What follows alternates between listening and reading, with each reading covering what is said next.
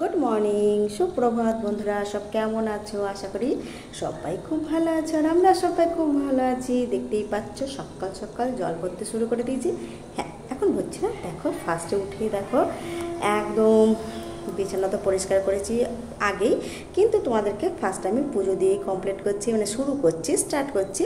তা চলো দেখো ফুল টুল তোলাও হয়ে গেছে, একদম স্নান করে পুজোটা সেরে নিচ্ছি। আমার এদিকে গোপু আর এদিকে মহাদেব আছে, শিব ঠাকুর। তা চলো ঝটপট একদম পুজোটাকে কমপ্লিট দেখিয়ে দিই।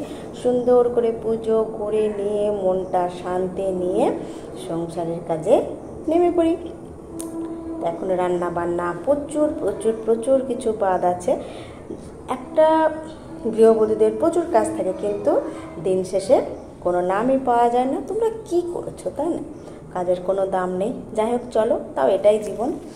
সকালবেলা চলে এসেছি জল খাবার করতে, দেখতেই পাচ্ছ আলু আর ভেন্ডি ভাজা করছি। ভাবলাম চলো আজকে আলু ভেন্ডি একটু ভাজা করি, আজ স্কুল ছুটি আছে, তার জন্য ভাবলাম চলো, প্রতিদিন তো সকালবেলা ভাত খেয়েই যাই, তা আজ একটু ভাত করলাম না, আলু আর ভেন্ডি একসাথে ভেজে নিলাম। আর একদিকে কি বলো তো করেছি গোলা রুটি। এই দেখো ময়দা অলরেডি নিয়ে নিয়েছি। তা চলো তার মধ্যে লবণ একটু চিনি মিক্সড করে দিয়েছি, দিয়ে এই দেখো বেশ ভালো করে নাড়াচাড়া করে নিয়ে একদম গোলা রুটি শুরু করব।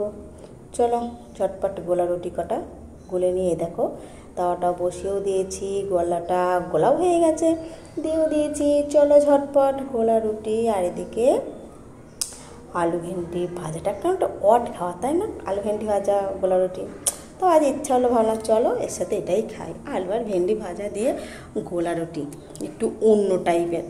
যাই হোক চলো, তাও কিন্তু খুব একটা ভালো লাগেনি আলু ভেন্ডি ভাজা দিয়ে আর গোলা রুটিটা, তাও খেয়েছিলাম। তা চলো সবাই মিলে জলখাবার তো একদম ফিনিশ হয়ে গেছে, বুঝতেই পারছি সবাই খাওয়া হয়ে গেছে। তারপরে দেখো বিছানা কিন্তু এখন তোলা নয়, অনেক আগেই তুলেছি।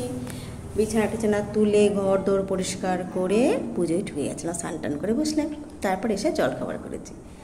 চলো ঘর দৌড় পরিষ্কার করে রাখলে কি বলো তো, মনটা খুব খুব খুব হ্যাপি থাকে, ভালো থাকে, তাই না বলো? দেখো একদম ঝাঁট ফাট দিয়ে মুছে টুছেও নিয়েছি ঘরটা। আর এই দেখো ছেলে মেয়ে দুটো ওখানে পড়তে বসে গেছে। চলো ওরা পড়া করুক, ফালতু ফালতু ওদের ডিস্টার্ব করে লাভ নেই। আমি তো ওদিকে জলখাবার করতে চলে গেছি। তারপরে জলখাবার করে এসে জলগুলো ভরতে বসেছি। বোতলের পর বোতল আমি জল ভরেই যাব, কিন্তু কি বলো তো, ফ্রিজে ভরবো, সব কিছু ভরবো, জল ঠান্ডা হবে, বুঝতেই পারছো এই গরমে, কিন্তু পরবর্তীকালে একটা বোতলেও জল থাকে না, টোটালি ফাঁকা হয়ে যায়।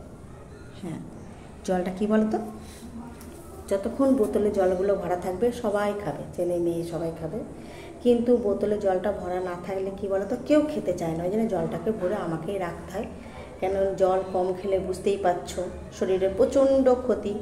তার জন্য ভাবি বাবা না বাবা, আগে জলটা ভরে রাখি, বোতলের পর বোতল জলটা ভরে রাখি, দিয়ে সবাই খাই। অন্তত ছেলে মেয়ে দুটো তো অবুঝ, ওরা বোঝে না, জলটা ভরা থাকলে যদি খাই আমার মন অনেক অনেক অনেক শান্তি হয়ে যায়। দেখো জায়গা ধরছে না, তাও কিন্তু জায়গা আমি যা করেও ধরিয়ে দেবো, তাই না বলো? এতগুলো বোতল যখন জল ভরেছি, কষ্ট করে তো একটুখানি ম্যানেজ করতে হবে, অলরেডি ম্যানেজ হয়েও গেছে। চলো জল কটাকে ফ্রিজে ভরে ঠান্ডা হোক, বুঝলে? তারপর আবার দেখি কি করি না করি, ফ্রিজে দরজা অফ করে দিলাম। এই দেখো তারপরে মিস্ত্রির চা নিয়ে একদম চলে যাচ্ছে। আজকে র চা খাবে বললো, সবসময় দুধ চাই দিই বেশিরভাগটাই, কিন্তু মিস্ত্রি বললো না আজ দুধ চা খাবো না বৌদি, একটু র চা করো, তাই জন্য আজকে র চা করবো, র চা বিস্কুট। আর চলো দিয়ে চলে আসি সব। তারপর আবার তোমাদের সাথে দেখা হোক, কথা হোক। আর এই দেখো তারপরে চলে এসেছি, বিছানাটা একদম সবই ঠিক হয়ে জানো, সব পরিষ্কার করে নিয়েছি। আজকে আল্লাহ থেকে প্রচুর জামা কাপড় বাদ দিলাম, জানো তো, কিছু জামা কাপড় বাদ দিলাম, আর যেগুলো রাখার মতো শুধু সেগুলো রাখলাম। কেননা এতটাই এক্সট্রা জামা কাপড় হয়ে যায় যে আল্লাহ থেকে পড়ে যায়, আর একটা ঘরের মধ্যে মানে কোনোভাবে থাকা, বুঝলে তো? যতক্ষণ না নতুন ঘরে যাওয়া হচ্ছে ততক্ষণ শান্তি নাই।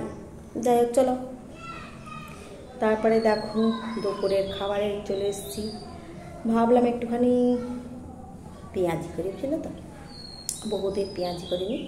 একটুখানি ডিমের বড়াও ছিল, মিক্সড করে হালকা করে করে একদম বেসন দিয়ে মটর ডালের বড়া টলা সব কিছু দিয়ে একটা পেঁয়াজি মতো করলাম।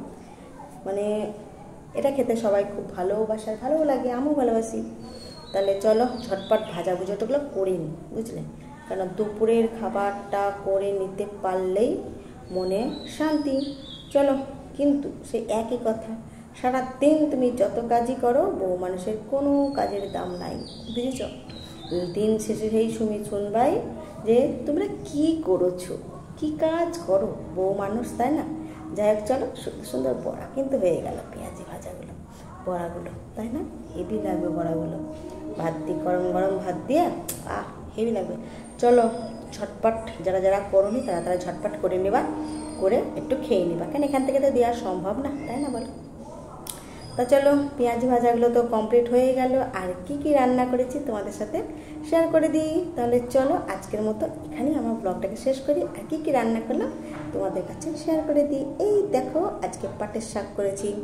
এই যে রসুন ফোড়ন দিয়ে, শুকনো লঙ্কা কালো জিরে ফোড়ন দিয়ে পাটের শাকটা আমাদের সবাই খায়। আর এখানে করেছি ডিমের ঝোল, ডিম ঝোলই বলো, কারি বলো, যাই বলো, মানে খুব একটা ঝোল করিনি, অল্প অল্পই করেছি, বেশি কিছু রাঁধিনি, খুব গরম। আর এখানে সেই বাঙালির ভাত। চলো আজকের মতো তাহলে tata, bye bye, good night.